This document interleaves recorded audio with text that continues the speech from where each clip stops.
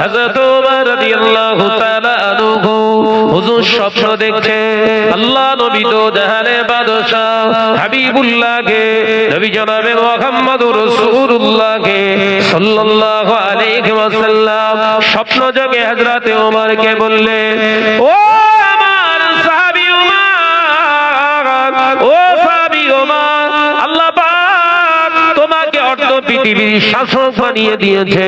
হে আমার ওমর, আমি নবী দেখতে পাই ইহুদিরা মসজিদুল আকসার চাবিটা দখল করে রেখেছে। হে আমার ওমর, আমি রাসূলুল্লাহ তোমায় বলছি ওই মসজিদুল আকসাটা সাধারণ ভেবো না। হে আমার ওমর, ওটা আমাদের পূর্বের কিবলা ছিল। হে আমার ওমর, আমি রাসূলুল্লাহ শুধু তাই নয় তোমাকে এটাও বলে দিই ওই মসজিদুল আকসাতে বাইতুল মুকাদ্দাসে আমি রাসূলুল্লাহ নামাজ আদায় করেছি। শুধু আমি নিজে নামাজ আদায় করিনি, আমি নবীর ইমামতিতে 1,00,000 মতান্তরে 2,23,999 জন সমস্ত নবী আলাইহিস সালাতু ওয়াস সালাম আমি নবীর পিছনে তারা ইক্তেদা করে নামাজ আদায় করেছে। একবার জোরে হবে না? সেই মসজিদের চাবি ইহুদিদের কাছে যাও, তোমাদের কাছ থেকে চাবিটা নিয়ে নাও। ভাই তখন মুসলমানদের সংখ্যা কম ছিল না বেশি? জোরে বলে।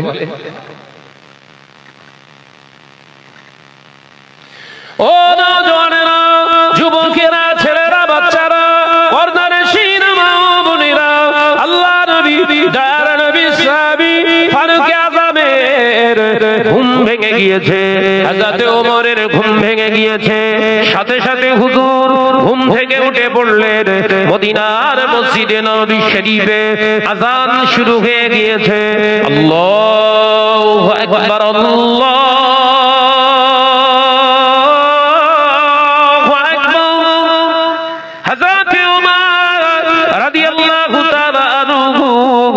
ঘুম ভেঙে গিয়েছে।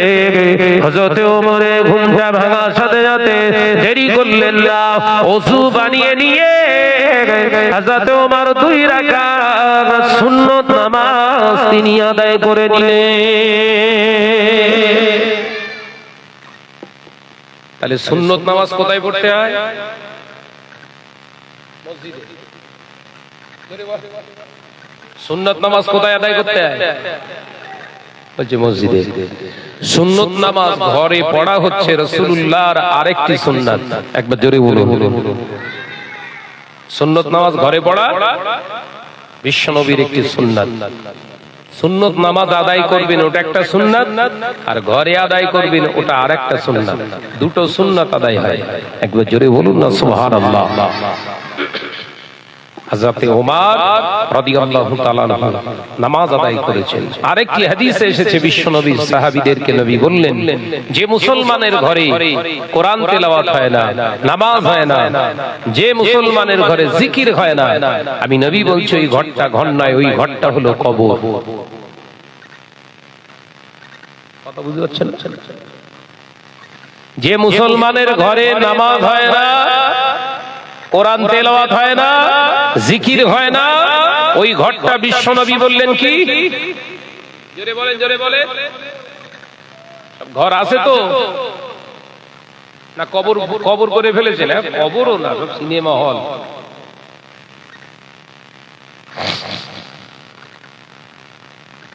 বলেন বলেন, ঘর আছে না সিনেমা হল? ঘরের অধিকাংশ মহিলারা নামাজ পড়তে চায় না। নামাজ পড়তে চায় না কারণ অভাব দেখা দিচ্ছে না। কোনো অভাব নেই, নামাজ পড়ার দরকার নেই। বিপদ আসলে, অভাব আসলে তারপর নামাজ দেখা যাবে। চাচি নামাজ পড়ে কখন? যেই স্বামীর শরীর অসুস্থ, কি ছেলের শরীর অসুস্থ, সে নামাজের পাটি আর ছাড়ে না। না আপনাদের পোষাডাঙ্গার মা বোনেদের বলছি না, আমাদের ওদিকটার কথা বলছি। এরা তো সবসময় নামাজ পাঠিয়ে বসে দিয়েছে।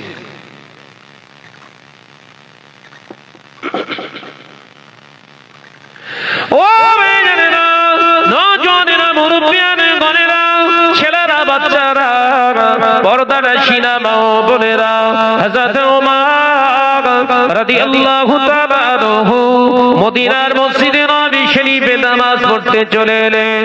হযরত ওমর তিনি শুধু রাষ্ট্রনায়ক নয়, রাষ্ট্র পরিচালনা করার শুধু নেতা নয়, হযরত ওমর মসজিদের একজন নেতা, তিনি হলেন মসজিদের ইমাম। হযরত ওমর রাদিয়াল্লাহু তাআলা আনহু হুজুর আমার ইমামতির জায়গায় দাঁড়িয়ে গেলেন। নামাজ শুরু হয়ে গিয়েছে। হযরত ওমর নামাজ আদায় করে ইমামতি সেরে ডান দিকে বাম দিকে সালাম ফিরিয়ে আল্লাহ নবী সাহাবী হযরত ওমর রাদিয়াল্লাহু তাআলা আনহু হুজুর উঠে দাঁড়ালেন। সালাম ফিরিয়ে উঠে দাঁড়িয়ে আওয়াজ দিয়ে বললেন, ও মুসলমান ভাইরা।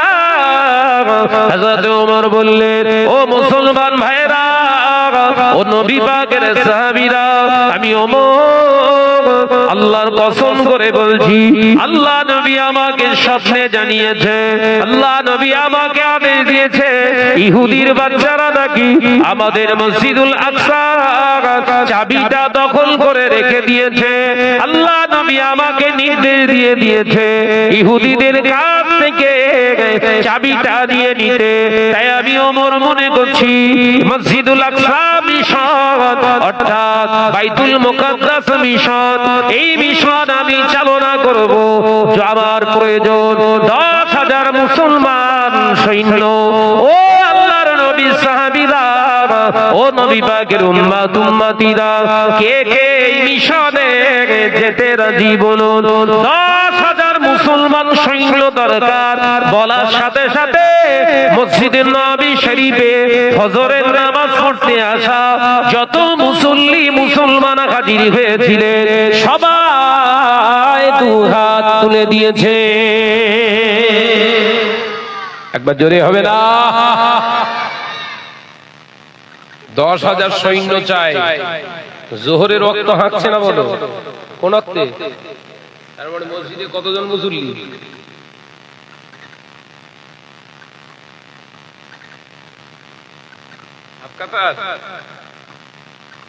মসজিদে নববী শরীফে ফজরের ওয়াক্তে হযরতে ওমর এলান করলেন 10,000 সৈন্য দরকার। কে কে যাবে? সবাই হাত তুলেছে, কিতাবে এসেছে কিছু সাহাবী সিজদায় পড়ে কাঁদছে। কেন? হযরতে ওমর পিঠে হাত দিয়ে বলছেন, আপনি কাঁদছেন কেন? হাত তুলে আবার সিজদায় গিয়ে কাঁদছেন কেন? কি হয়েছে ভাই আপনার? আল্লাহ নবী সাহাবী হযরত ওমর যখন জিজ্ঞাসা করলেন, সাহাবী হুজুর চোখ ভরা পানি নিয়ে বললেন, ও আমিরুল মুমিনিন খলিফাতুল মুসলিমিন হযরত ওমর, এই জন্য রোনাজারি করছি, না জানি আমার নামটা হয়তো কাটা যাবে, কারণ মসজিদে নববী শরীফে যত মুসল্লি এসেছে 10,000 মাত্র আপনি সৈন্য চেয়েছে, কিন্তু 10,000-এর উপরে মুসল্লি নামাজ আদায় করতে এসেছে।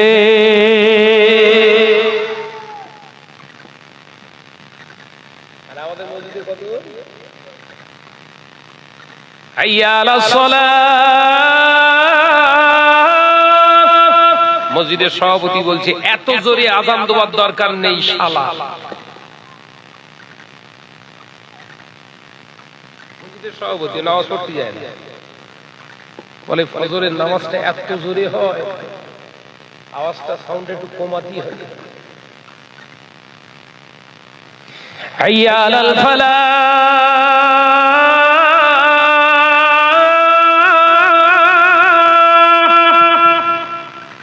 সেক্রেটারি যে সে বলছে, দুজন তো তোরা মাইনে পাস, তোরা ইমাম আর মুয়াজ্জিন দুজন মিলে চালা। জুতো বেটা কেন হচ্ছে বুঝতে পারছেন না? এখনো বোঝাতে পারলাম না। মসজিদের সেক্রেটারি হবে কে? মসজিদের প্রেসিডেন্ট হবে, সেক্রেটারি হবে, ক্যাশিয়ার হবে কারা? শরীয়তের বিধান মেনে চলে যারা, ইমামতি করার যোগ্যতা আছে যাদের, তারা মসজিদের প্রেসিডেন্ট, সেক্রেটারি, ক্যাশিয়ার হবে তারা। একবার জোরে বলুন। আর মসজিদের ক্যাশিয়ারকে সপ্তাহে দুবার চান্সে, সপ্তাহে দুবার বক্স খাট করে রেখেছে, মাথার কাছে আবার রেজার মেশিন রেখে দেখে, আর ফার্স্ট সকালে উঠে প্রথম কাজ হচ্ছে ঝাড়া, হচ্ছে মসজিদের ক্যাশিয়ার।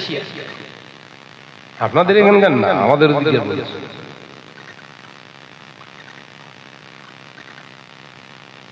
সভাপতি হবে কে? নামাজের ধার ধারে না যে। সেক্রেটারি হবে কে? না পেচ্ছাপ ফিরে পানি নেয় না যে। এদের দ্বারা এখন অধিকাংশ মসজিদগুলো চলছে। মসজিদের ইমাম সাহেব বিরাট মুহাদ্দিস মানুষ, একবারও তার প্রতিবাদ করে না, কারণ প্রতিবাদ করলে হয়তো আমার চাকরি থাকবে না। ভাই, ওই মসজিদের ইমাম যত বড় হুজুর সাজুক না কেন, শরিয়াতে 1 পয়সাও দাম নেই, 1 পয়সার দাম নেই।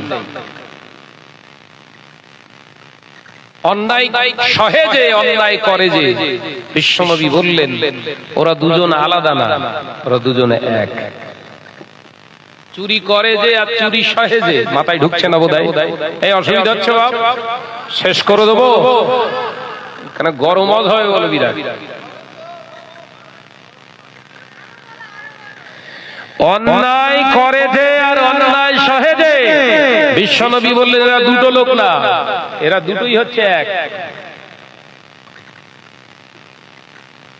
মসজিদে ইমামতি করা আগে নয়, জলসা করা আগে নয়, কে আমায় দাওয়াত দেবে, কে আমায় হুজুর বলে তেল মাখাবে, ও চিন্তা একজন ইমানদার মুমিন মুত্তাকিন আলেমের ভিতরে থাকতে পারে না।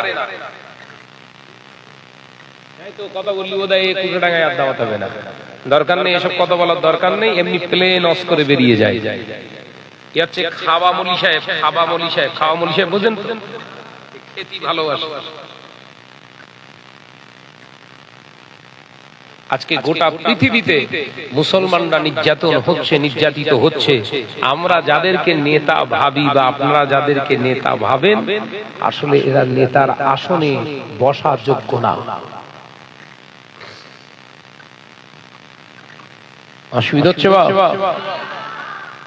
ভাইরা, জলের যুবকেরা, ছেলেরা, বাচ্চারা, পর্দার সিনেমা বোনেরা, মদিনার মসজিদে নবী শরীফে হযরত ওমর রাদিয়াল্লাহু তাআলা আনহু একজন সাহাবী হুজুরের পিঠে হাত দিয়ে বললেন, ভাই আপনি রোনাজারি কেন করছেন? ওই সময় সাহাবী হুজুর উঠে বললেন, এই জন্য রোনাজারি করি, আমার নামটা যদি কেটে যায়, আমার নামটা যদি না ওঠে এই মিশনে, সেই ভয়ে আমি কাঁদছি, আল্লাহর দরবারে দোয়া চাইছি, আল্লাহ পাক এই বিরাট মিশন থেকে আমার নামটা আপনি বাদ দেবেন না। আল্লাহ দরবারে দোয়া চাইছি সিজদায় পড়ে, কারণ আল্লাহ নবী জানিয়েছেন সিজদার দোয়া আমার আল্লাহ ফেরান না। জোরে বলুন সুবহানাল্লাহ। আর আমরা বলছি ওয়াকাফ অ্যামেন্ডমেন্ট বিলের বিরুদ্ধে আন্দোলন হবে কলিকাতায়, কে কে যাবেন হাত তোলেন। আমাদের ভাইরা সব গা চুল করছে, বলছে আমার যাওয়া হবে না, বুঝলি? আমি ঠিক বলছি, জোরে বল না, আমার যাওয়া হবে না, বুঝলি, বিরাট কাজ রয়েছে। আর একজন চাচা বলছে, আর বলিস নি, আমার খুব ইচ্ছা ছিল, তোর ভাবি শরীর খুব খারাপ। ভাইয়ের ইমাম সুস্থ আছে বলে মনে? ওয়াকাফ অ্যামেন্ডমেন্ট বিল, ওয়াকাফ সম্পত্তি কার? আল্লাহ পাকের রাস্তে যারা দান করেছে, আল্লাহর সম্পত্তি তো। ওয়াকফে লিল্লাহে যারা করে রেখে গেছে, আল্লাহর জন্যই তো দান করেছে। ওই সম্পত্তি আল্লাহর রাস্তে দান করে গেছে, ওই সম্পত্তি রক্ষা করা আমাদের ঈমানি দায়িত্ব না? যারা ঝেড়ে খাচ্ছে ওদেরও ঝাড়বে তো।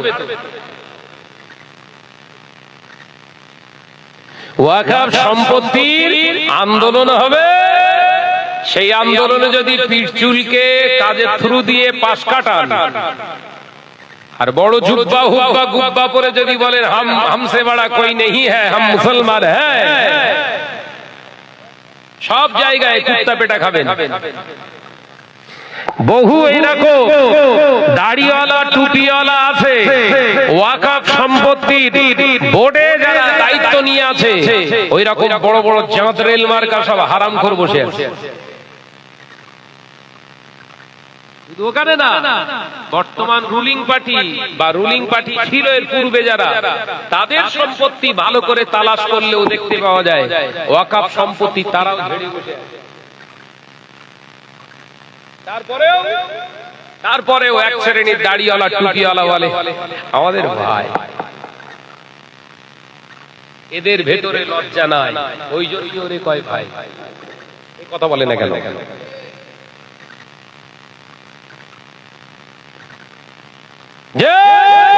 আবার কিছু কিছু ওর ভিতরে ভেজাল বেরিয়েছে, এমন ভাবে ভেজাল, কিরকম ধরিয়ে দেবো, কিরকম ভেজাল বেরিয়েছে ওর ভিতর থেকে। এক শ্রেণীর ভেজাল মার্কা এরকম নেতা বেরিয়েছে, কিরকম বলছে, যখন ওয়াকফ অ্যামেন্ডমেন্ট বিলের আন্দোলন চলছে চতুর্দিকে, ওরা নিজেদেরকে নেতা কেতা সমাজে উপস্থাপন করার জন্য, সরকারের স্যাটেলাইটে নিজেদেরকে জাহির করার জন্য বিভিন্ন জায়গায় মিটিং মিছিল করে বললেন জান দিয়ে দেবো, ওয়াকফ সম্পত্তি বেদখল হতে দেব না, ওয়াকফ সম্পত্তি আমাদের জীবন, আমাদের ঈমান, যদি রক্তের দরকার হয় রক্ত দেবো, আমরা মৃত্যুকে ভয় পাই না। আমরা হচ্ছে হযরত ওমর ইবনে খাত্তাবের উত্তরসূরি, আমরা সালাউদ্দিন আইয়ুবের উত্তরসূরি, আমরা হলাম খালিদ বিন ওয়ালিদের উত্তরসূরি। আমাদের জীবনের প্রতিটা মুহূর্তে আমরা আল্লাহর জন্য, রাসূলের জন্য ব্যয় করতে রাজি, ওয়াকফ সম্পত্তির জন্য ব্যয় করতে রাজি। বিরাট আন্দোলন হলো। আর যেই সাদা শাড়ি পরা চাচি বলল এ বাংলায় আমি আছি, অসুবিধে নেই, এ বাংলায় আমি আছি, ওয়াকফ অ্যামেন্ডমেন্ট বিলের বিরুদ্ধে আন্দোলন করার দরকার নেই, আমি এগুলোকে ইমপ্রুভ করতে দেব না, আমি আছি, কোনো টেনশন নাই। আর তারপরেও যদি আপনারা আন্দোলন করে, আমার মতো বড় শত্রু আর কেউ তাদের হবে না। সেই হুজুরগুলো দেখি যেমন কাঁথে ঘুমোচ্ছে, কথা বলছেন না কেন? আন্দোলন হয়েছে, তারপরে এই মুসলিম সমাজের ভেতরে এগুলো হচ্ছে আর এক শ্রেণীর ধান্দাবাজ। কথা বুঝাচ্ছেন না নাকি? আল্লাহ শুকর, অন ক্যামেরায় বলছি, হেন কোন জলসা নেই, হেন কোন প্রোগ্রামে নেই যেখানে আমি 5 মিনিট ওয়াকফের বিল নিয়ে শুধু আলোচনা বিরোধিতা করিনি, এরকম কোন মজলিস আমার ফাঁক নেই। এক জায়গা থেকে বলা হলো, আমি তখন বাংলাদেশে সফর করছি, ওখানে প্রোগ্রামে গেছি, বাংলাদেশ বাড়ি ফিরেছি, তারপরে সেই দিনই জলসা। সেখান থেকে ফোন করে ছেলেরা কাঁদছে, কমিটির ছেলেরা বলছে ভাই জান, আপনি সেই ওয়াকফ নিয়ে বলেছিলেন, এলাকার কিছু চুনোপুটি চটিচাটা এরা আমাদেরকে হুমকি দিয়েছে, শাহনাজ যদি আসে তাহলে জলসা হতে দেবো না। ভাইজান কি করব? আমি অশান্তি করিস না, জলসা হোক, আমি যাব না। তারপর দেখিস শুনি আশেপাশে আরো সব জলসা আসে, এমনি ডাকবেন, ওই চটি চাটা গুলোই এসে ডাকবেন, দেখিস। একটা জলসা গেলাম না, আর আমারও পরিশ্রম হয়ে গেছে, বাংলাদেশ থেকে ফিরেছি, একটু রেস্ট নিলাম, পরের দিন থেকে স্টার্ট হলো। এখন সেসব এলাকায় জলসায় যাচ্ছি, আর শব্দ নেই। কেন বলেন? শাহনাজ যেটা নিয়ে বলেছিলেন সেটাই তো আল্লাহ পাক বাস্তবায়িত করে দিয়েছে, যে এই চাষি হলো 1 নম্বরের ধোঁকাবাজ। মিলে গেছে তো। কারণ এখন মুসলমানদের ভিতরে ঈমানের চেতনা, বোধ শক্তি, দাওয়াত দেবা মৌলী সাহেবের সংখ্যা কম, এখন মাল মারার ধান্দা মৌলী সাহেবের বেশি। দাওয়াতের ভয়টা শাহনাজের নেই। শাহনাজ এই নিয়ে ভাবে না, এটাই চিন্তা করে না যে জলসা না করলে খাওয়া হবে না। এই ঈমান শাহনাজ নিয়ে চলে, দুনিয়ায় আল্লাহ পাঠিয়েছে, রেজেক দিই তবে পাঠিয়েছে। কথা বলে না, রেজেক ছাড়া দুনিয়ায় পাঠিয়েছে কাউকে? একটা পিপিলিকা, পিঁপড়ে দুনিয়ায় আল্লাহ পাঠানোর সৃষ্টি করার আগেই তার রেজেক নির্ধারণ করে দিয়েছে। একবার জোরে বলুন না। ওলি আমি ভাববো কেন?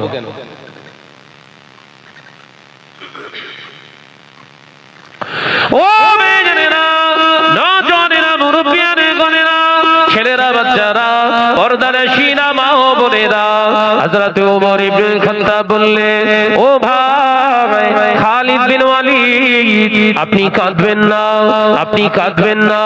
আমি ওমর ইবনে খাত্তাব রাদিয়াল্লাহু তাআলা আনহু বলছি, আমি তোমাকে বলছি শোনো, কাঁদবেন না, কাঁদবেন না। এই 10,000 মুসলমানদের কমান্ডার হিসাবে আল্লাহ পাক তোমাকে নির্ধারণ করেছে। এই 10,000 সৈন্যের সরদার আমি তোমাকে বানিয়ে দিলাম। একবার জোরে হবে না? যাতে নামটা কেটে না বাদ যায় সেই জন্য সেজদায় পড়ে দোয়া চাইছিলেন, আর আল্লাহ সবার আগে নাম তুলে দিয়েছে তার। একবার জোরে বলো। কি ভালো ছিল, ইমান ভালো ছিল। আর একটা দেখি যে মেকুন্দে মুসলমান সেজে বাবরি করবে। বাবরি মসজিদ ভালো না খারাপ? বিরাট ভালো। হোক, প্রত্যেকটা থানায় একটা করে বাবরি মসজিদ করতে হবে, টার্গেট রাখেন। এই কথা বুঝতে পারছেন না? প্রতিটা ব্লক স্তরে একটা করে বাবরি, ওখানে শুধু একটা বাবরি হলি হবে না, প্রত্যেকটা থানায় একটা করে বাবরি মসজিদ হওয়ার দরকার। কিন্তু ইল্লা, এই কথা বুঝতে পারছেন না? কিন্তু ইল্লা শর্তুন সালাসা, শর্ত 3টে মেনে তবে মসজিদ হবে। কটা বলবো। প্রত্যেকটা থানায় একটা করে বাবরি বানাতে হবে, টার্গেট রাখে। কিন্তু শর্ত কটা? 1 নম্বর শর্ত শরীয়ত বলছে, যদি মসজিদে বাবরি বানাতে চাস, মেরে নেওয়া, কেড়ে নেওয়া, দখল করা জায়গায় ভেস্টেড ল্যান্ডের উপরে তোরা বানাবি না।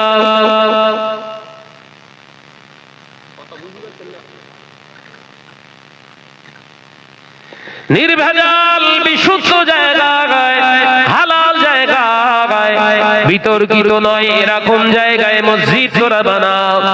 2 নম্বর শর্ত, মসজিদের মাল মেটেরিয়াল, টাকা পয়সা যা তোরা খরচা করবি সবটাই যেন হালাল হয়।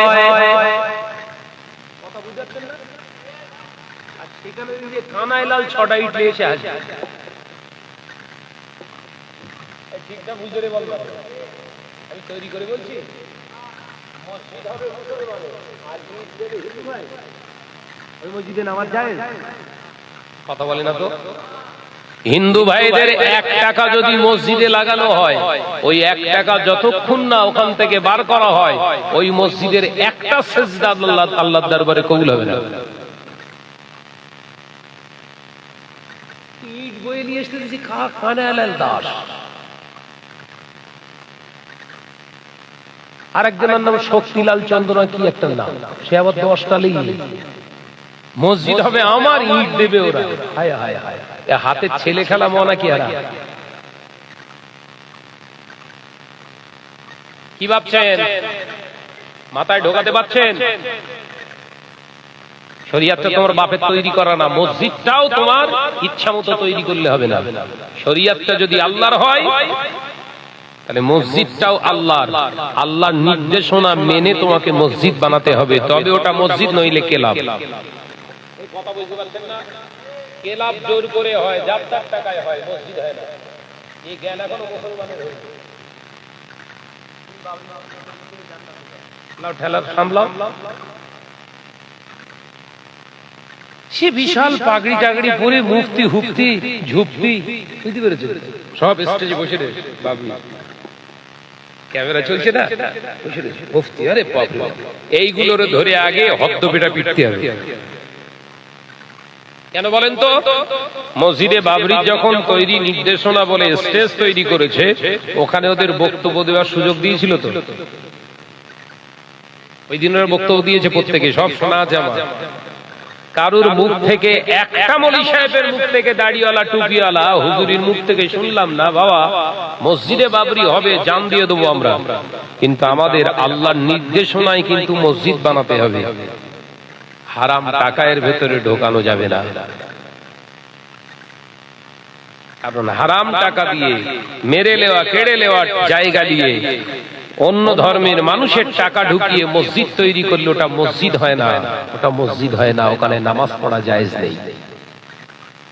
একজন মৌলভী সাহেবের বাচ্চাকে দেখলাম না ওখানে ফতোয়া দিতে।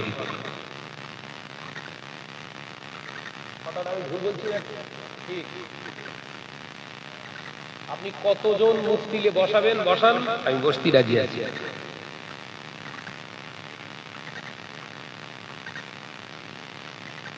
তাহলে বাবরি মসজিদের বিরোধিতা করছি নাকি? কথা বলে না কেন? বাবরি মসজিদের বিরোধিতা করছি? মসজিদ তো অবশ্যই হবে, প্রত্যেকটা ব্লক স্তরে মসজিদ বানাতে হবে একটা করে বাবরি প্রয়োজনে। ভারতের কনস্টিটিউশন, ভারতের সংবিধান আমাদের অনুমোদন দেয় যে কোনো নামে আপনি মসজিদ বানান, কিন্তু অমুসলিমদের টাকা দিয়ে নয়। ভারতের কনস্টিটিউশন, ভারতের রুলস রেজুলেশন মানতে হবে, আর শরিয়াতের রুলস রেজুলেশন মেনে আগে মসজিদ তৈরি করতে হবে, তবে গোটা মসজিদ নইলে ক্লাবঘর। কথা বুঝতে পারছি না? একটা বড় হাসপাতাল তৈরি করেন অমুসলিমদের টাকায়, ওতে আপনার বাধ্যবাধকতা নেই। একটা স্কুল বানাতে পারেন, ওতেও শরিয়াত ফতোয়া দেবে না। একটা বিরাট আপনি বিশ্রামালয়, মুসাফিরখানা তৈরি করেন, ওতে শরিয়াত ফতোয়া দেবে না। কিন্তু যখনই বলবেন মসজিদ, কার ঘর? জোরে বলেন না, আল্লাহ পাক না না পাক? জোরে বলেন। আল্লাহ যদি পাক হয়, আল্লাহর ঘরটা পাক হবে না না পাক? সুদখোরের টাকা ওখানে জায়েজ, হিন্দু ভাইদের টাকা জায়েজ, সেই ইট টাল করবেন। আমার আলোচনা মাথায় ঢোকাতে পারছেন? ইসলামটা তোমার তৈরি করা না। অসীম সরকার যে সূরা তাওবার 5 নম্বর আয়াতটার অপব্যাখ্যা করে সমাজে প্রচার করছে, ও তো মোস্টলি, আমি তো চ্যালেঞ্জ জানিয়েছি, আমি তো লাইভ এসেছিলাম, যেদিনই বলেছে সেই দিনই লাইভ এসছে। আপনি জায়গা ঠিক করুন, আপনার চ্যালেঞ্জকে অ্যাকসেপ্ট করলাম, আপনি জায়গা ঠিক করুন, কখন বলবেন, কোথায় বলবেন। আমরা 3 জন থাকবো, আর আপনার যত ধর্মগুরু আছে সবাই বসুক, এক জায়গায় বসে দেখি তো দম কেরাম আছে। সূরা তাওবা 1 নম্বর আয়াত থেকে ব্যাখ্যা শুরু হবে। 1 নম্বর আয়াত থেকে শুরু করে 6 নম্বর পর্যন্ত যাব। যদি পুরো সূরা তাওবাটার অনুবাদ করা হয়, অসীম সরকার কাপড় চোপড় খুলে দিয়ে ন্যাংটো হয়ে দৌড়বে। কথা বুঝতে পারছেন না?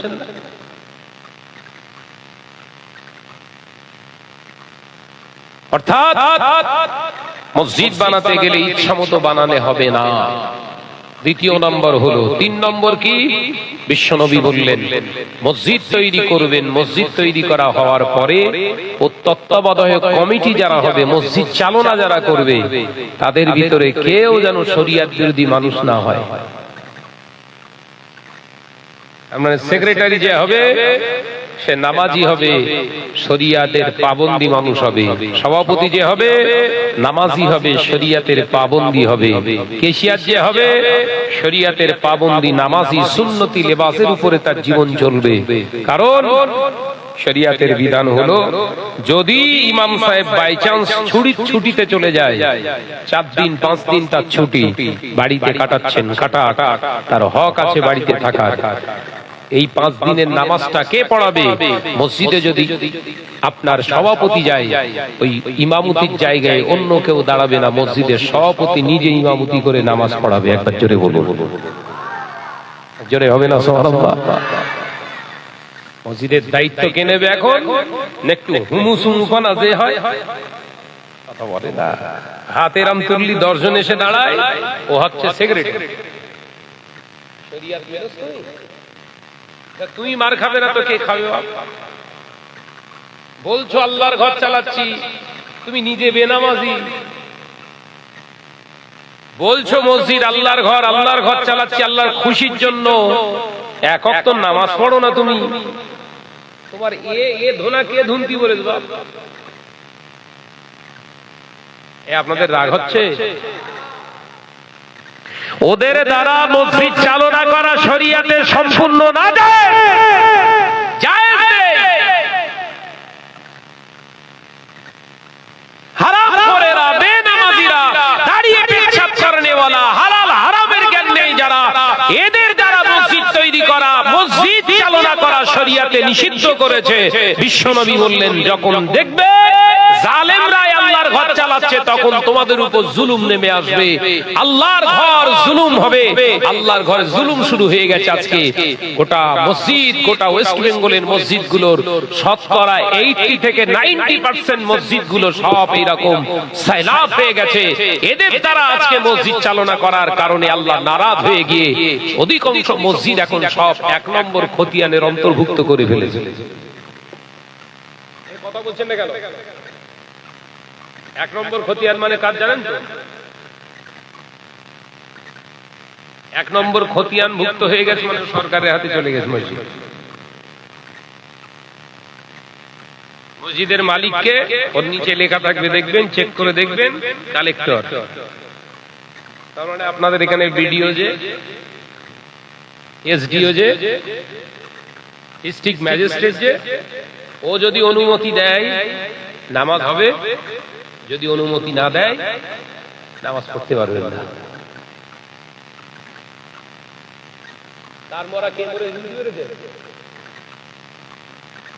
হালাল হারামের জ্ঞান যাদের নেই, ও কি জানবে? ও তো জানে আমার টাকা আছে মানে আমার আর কেউ রুখতে পারবে না, আমার মতো বড় মোস্তান আর কেউ নেই। যাও মোস্তানি করো গে যাও। কবরস্থান, ঈদগাহ, খানকা, মসজিদ, মাদ্রাসা, অধিকাংশ সব সম্পত্তি এখন 1 নম্বর খতিয়ানের অন্তর্ভুক্ত হচ্ছে। সব এই রাজ্য সরকারের পায়তারা। বলার সাহস করছে কেউ? শাহনাজ ভাই বলবে, কারণ শাহনাজের মরণেরও ভয় নেই, জলসা কেটে যাওয়ারও ভয় নেই। ভাইরা, আমার নওজওয়ানেরা, যুবকেরা, ছেলেরা, বাচ্চারা, পর্দানশীনা মা ও বোনেরা, হযরতে ওমর রাদিয়াল্লাহু তাআলা আনহু বললেন, ও নবী পাকের সাহাবী খালিদ বিন ওয়ালিদ, দেরি করো না, দেরি করো না, আমি আমার নবীকে কথা দিয়েছি, তোমরা রেডি হয়ে যাও, 10,000 মুসলমান রেডি হয়ে যাও। হযরতে ওমর ইবনুল খাত্তাব রাদিয়াল্লাহু তাআলা আনহু বাড়িতে চলে আসলেন। বাড়িতে এসে একটা চিঠি লিখলেন ইহুদি নেতার কাছে, লিডারের কাছে। ওই চিঠিটা সুন্দর করে ভাঁজ করে হযরতে খালিদ বিন ওয়ালিদের হাতে দিয়ে বললেন, ও ভাই খালিদ বিন ওয়ালিদ, আমি তো জিহাদের ময়দানে যেতে পারছি না, রাষ্ট্র চালনা করার দায়িত্ব তো আমার, তাই তোমাকে দায়িত্ব দিচ্ছি, তুমি নেতৃত্ব দিয়ে যাও। আর এই চিঠিটা গিয়ে ইহুদির সম্মুখে গিয়ে বলবেন, দুটো অপশন আপনাদের দেয়া হলো, দুটোর ভিতর থেকে একটা আপনারা চুজ করবেন। নাম্বার 1 অপশন, এই আমিরুল মুমিনিন, মুসলমানদের আমির, মুসলমানদের নেতার পক্ষ থেকে, ওমরের পক্ষ থেকে একটা চিঠি দিয়ে এসেছি, এই চিঠিটা যদি আপনারা পড়ে গ্রহণ করেন, এই চিঠির সম্মতি যদি আপনারা দেখেন, তাহলে মিটে গেল ঝামেলা। আর দ্বিতীয় নাম্বার অপশন, প্রথম অপশনটা যদি আপনারা না মেনে নেন, দ্বিতীয় অপশন হলো 10,000 মুসলমান। এই 10,000 মুসলমানকে মেরে তবে আপনার মসজিদুল আকসার চাবি নিতে পারবেন। শুনে রেখে দেন, জেনে রেখে দেন, আমরা মুসলমান হলাম সেই জাতি, যে জাতি লক্ষ্য ভ্রষ্ট জীবনে হয় না, তাই আপনাদেরকে 10,000 সৈন্য দিয়ে পাঠিয়ে দিয়েছি। অর্থাৎ খালিদ বিন ওয়ালিদ ভাই, যাও যাও, আল্লাহর রাস্তায় চলে যাও।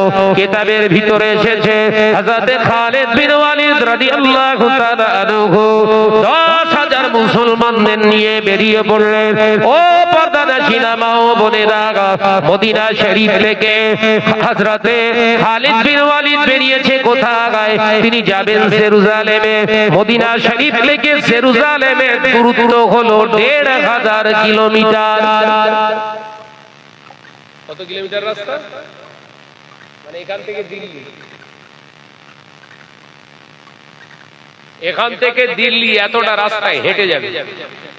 আমাদের মতো সব পার্সোনাল গাড়ি নিতে হবে। তাদের গাড়ি পার্সোনাল থাকলে ৩ রকমের গাড়ি। কত রকমের? এক নম্বর হলো ক্যামেল, উট। এক নম্বর গাড়ি কি? উট। দ্বিতীয় নাম্বার গাড়ি হলো হার্স, অর্থাৎ ঘোড়া রয়েছে তাদের। আর তৃতীয় নম্বর গাড়ি হলো খচ্চর বা আপনার গাধা। এই 3 রকমের গাড়ি নিয়ে মুসলমানেরা হেঁটে হেঁটে বেরিয়ে পড়েছে। ১৫০০ কিলোমিটার হেঁটে যাবে, তাদের এই চিন্তা হয় না। তাই তো এতটা রাস্তা আমরা যাব কি করে? হেঁটে হেঁটে যেতেই তো আমরা আত্মারা হয়ে যাব। যুদ্ধ কি করে আমাদের জীবনে সফল আসবে?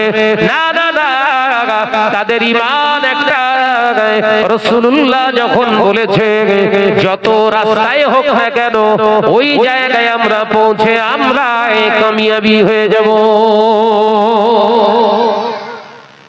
আল্লাহ নবী যখন পাঠাতে বলেছে, যেতে বলেছে, তখন দূরের রাস্তাটা আমাদের কাছে কিচ্ছু না। তাহলে ঈমান চাঙ্গা থাকলে দূরটাও কাছে মনে হবে। আর ঈমানে যদি ভেজাল হয়, ঈমান যদি ভেজাল হয়, কলিকাতার নাম করলেও গাছুল করবে। এই তো বললি যাওয়া তো খুব ভালো কাজ, কিন্তু আমার হবে না, বুঝলি?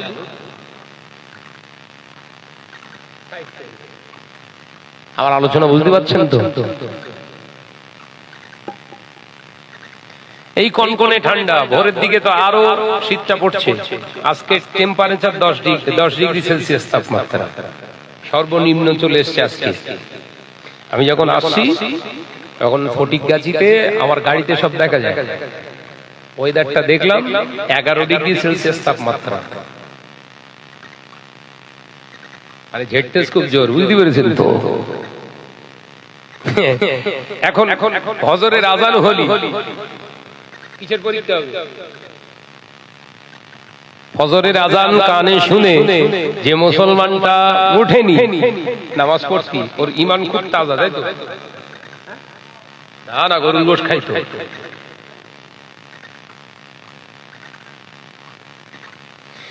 পাকা মুসলমান না পচা? জোরে বলছেন না কেন? মানে সব আসামি ভর্তি হতে। জোরে বলেন, পাকা না পচা? পচা। ওই আমি তো এত কষ্ট করেও, মেহনত করেও বাড়িতে যাই, সব দিন তো সকাল হয় না, কোনদিন বাড়ি যায়। গতকালকে বাড়িতে এসছি, তখন রাত আপনার ওই 2-2:30 হবে। বাড়িতে গেলেও ঘুম হয় না। আমি যতক্ষণ না ফজরের নামাজ পড়বো ততক্ষণ আমার চোখে ঘুম আসবে না। ও শত চেষ্টা করলেও কাজ হবে না। আচ্ছা বলেন, কি মাথায় পোকা ঢুকেছে? এত ঠান্ডা উপেক্ষা করে ঠান্ডা পানিতে ওযু করার দরকার আছে?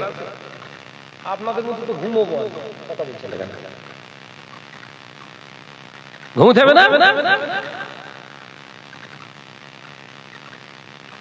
এই এত 3 ঘন্টা 2.5 ঘন্টা জলসা করে আবার 2.5 ঘন্টা 3 ঘন্টা গাড়ি ড্রাইভিং করে বাড়িতে গিয়েও ঘুম আসে না। চিন্তা হয় ফজরের নামাজ যদি কাজা হয়, 1 ওয়াক্ত নামাজ কাজা করা মানে 80 হোক বা জাহান্নাম।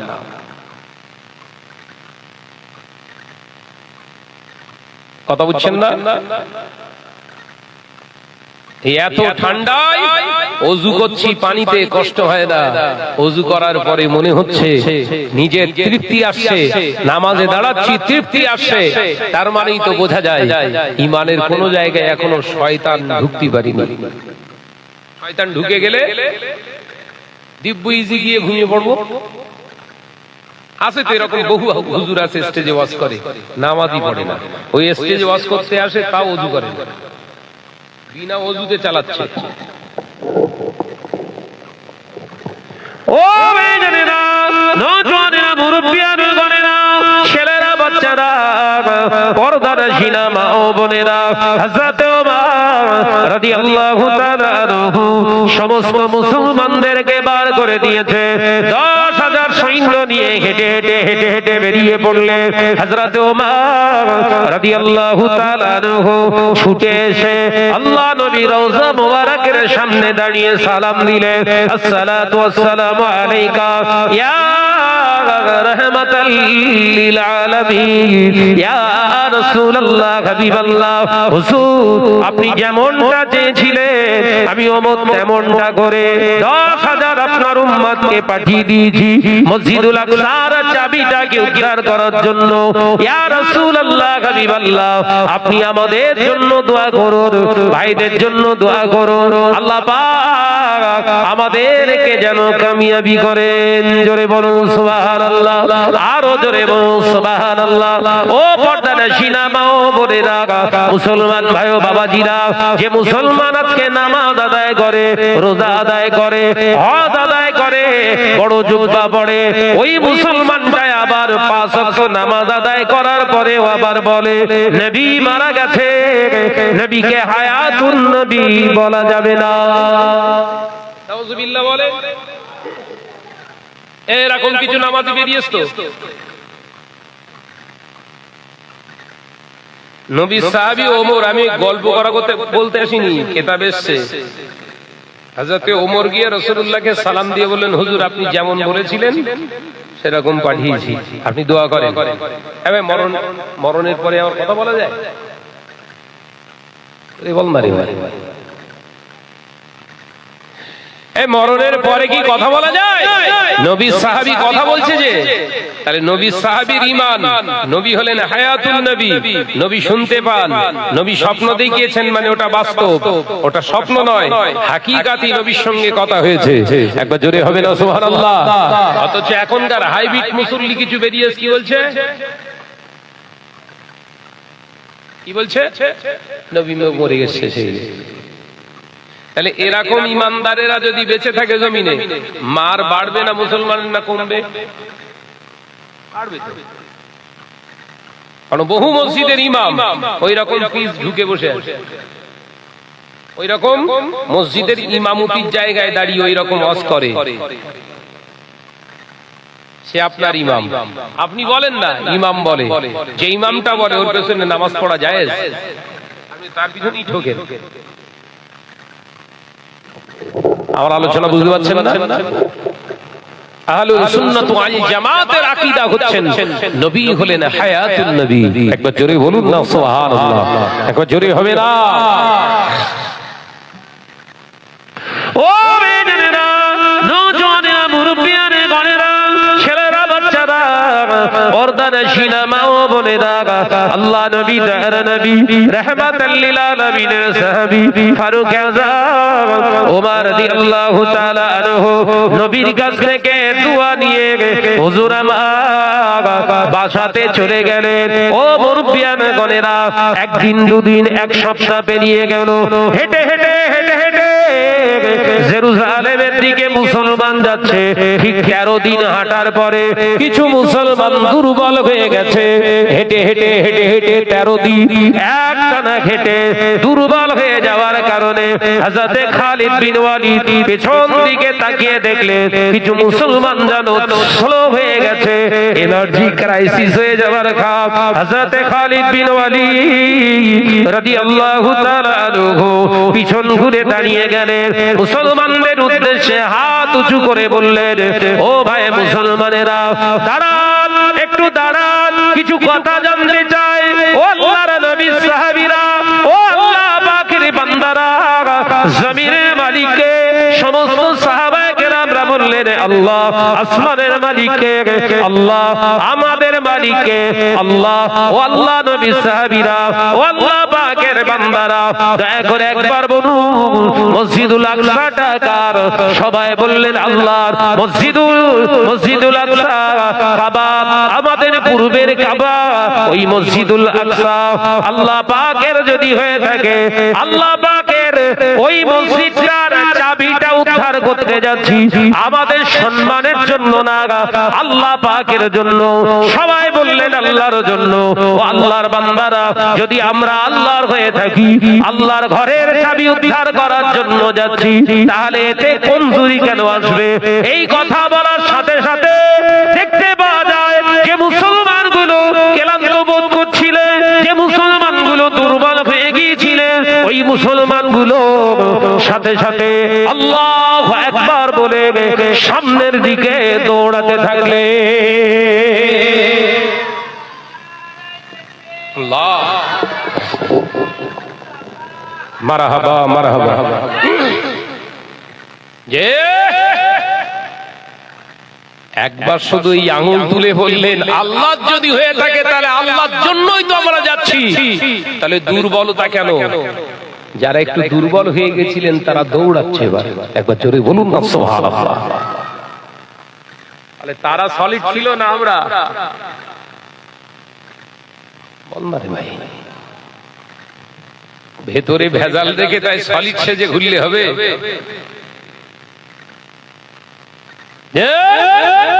বিশ্বনবীর সাহাবীরা হেঁটে হেঁটে যাচ্ছেন। এবার খালিদ বিন ওয়ালিদ রাদিয়াল্লাহু তাআলা সবার আগে আছেন। নেতা সব সময় আগে যায়, নেতা সব সময় আগে যায়, আর আমাদের নেতা সব সময় পেছনে থাকে। বোম মারবি, লাঠি ছোটা নিয়ে পেটাপিটি করবি তোরা, আমি তো থাকবো এসিতে। ওরা নেতা না লেতা? নেতা নয়, লেতা। লেতা নেতা মানে শুধু লেয়, ভোট লেয়, ঘর আসলি সেও লেয়, রাস্তা আসলি সেটাও লেয়। ওর নাম হচ্ছে লেতা, মানে যে নেয়। আর লেতা মানে লিডার, ও সবার সামনে থাকে। বলুন সুবহানাল্লাহ। একবার জোরে হবে না সুবহানাল্লাহ? বিশ্বনবীর সাহাবীরা দৌড়াতে লাগলেন। বাবাজিরা আমার, কিতাব এসেছে জেরুজালেমে ঢোকার সময় খালিদ বিন ওয়ালিদ রাদিয়াল্লাহু তাআলা আবার দাঁড়ালেন। এই মুসলমান ভাইরা, তোমাদেরকে জিজ্ঞাসা করি, আমরা কি আমাদের কাজ হাসিল করার জন্য এসেছি, না আল্লাহর নবীর নির্দেশ হাসিল করার জন্য এসেছি? আবার দাঁড়িয়ে শুরু করেছে। আমরা আমাদের কাজ হাসিল করতেছি না রাসূলের নির্দেশটা হাসিল করতেছি? কোনটা? সবাই বললেন রাসূলের নির্দেশ।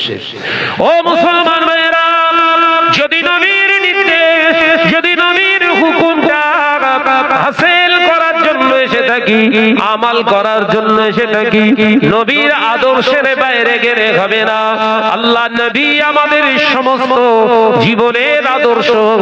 তাই আল্লাহ নবী পাক জবানে জানিয়েছে, নিরপরাধ মানুষকে মারা তো দূরের কথা, ভয় দেখানো আমার জন্য হারাম। নিরপরাধ মানুষ রাস্তা দিয়ে যাবে, তাকে ভয় দেখানো, তাকে গালি দেওয়া হারাম। খবরদার, খবরদার, 10,000 মুসলমান কোষবিদ্ধ তলোয়ার আছে, যা কিছু এনেছি আমরা প্রত্যেকের তলোয়ারটা কোষবিদ্ধ থাকবে। তলোয়ার খাপ থেকে যেন বার করবে না, কাউকে ভয়ে দেখাবে না। গোটা জেরুজালেমটাকে ঘিরে রেখে দাও, ঘিরে রেখে দাও। সমস্ত মুসলমানেরা জেরুজালেমকে ঘিরে রেখে দিয়েছে। আল্লাহ নবী সাহাবী হযরতে খালিদ বিন ওয়ালিদ রাদিয়াল্লাহু তাআলা আনহু গুটি গুটি পায়ে দুইজন মুসলমান সৈন্যকে ডেকে বললেন, এই চিঠিটা নিয়ে চলে যাও, ইহুদি লিডারের কাছে চলে যাও, ইহুদি লিডারের নেতার কাছে গিয়ে দাও, তাকে জানিয়ে দাও দুটো অপশন আপনাদের কাছে। এক নাম্বার অপশন হলো এই চিঠিটা আপনি পড়ুন, এই চিঠিটা যদি আপনার মনে লাগে, যদি এই চিঠির সমর্থন দেন তাহলে ঝামেলা মিটে গেল। আর যদি মনে করেন না এই চিঠিতে আর কাজ হবে না, তাহলে আমরা 10,000 মুসলমান সৈন্য এসেছি, আমরা রেডি আছি। তবে শুনে রেখে দেন, আপনি এমন একটা জাতির সম্মুখীন হবেন যে জাতি কোনোদিন লক্ষ্য ভ্রষ্ট হয় না। একবার জোরে বলুন না সুবহানাল্লাহ। তার মানে লক্ষ্য ভ্রষ্ট মানে কি? জীবনে কোনোদিন পরোয়া করে না, যেটা লক্ষ্য সেই লক্ষ্যই পৌঁছে যায় এরা। এরা হলো সেই জাতি। আমরা সেই লক্ষ্যে পৌঁছাতে পেরেছি? আমরা বলেছিলাম ওয়াকাফ অ্যামেন্ডমেন্ট বিল আমরা মানব না আমাদের জীবন থাকতে। আন্দোলন থেমে গেছে কেন?